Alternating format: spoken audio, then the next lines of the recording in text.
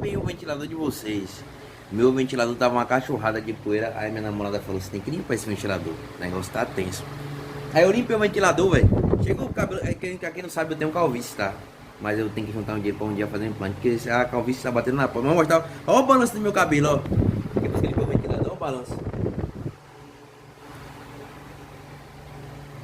Olha o balanço do meu cabelo. Olha isso. Tem o cabelo voa, mano, no ventilador. Parece aqueles efeitos de filme, velho. A calvície tá batendo na porta, rapaziada. Fazer o quê? Quando tiver dinheiro, faz um implante, né? Bota um cabelo. Aí a solução que o cara tem é pegar o cabelo e botar assim um pouquinho pra frente, pá. E já foi, desfaça. Então bota o boné e tchau e obrigado.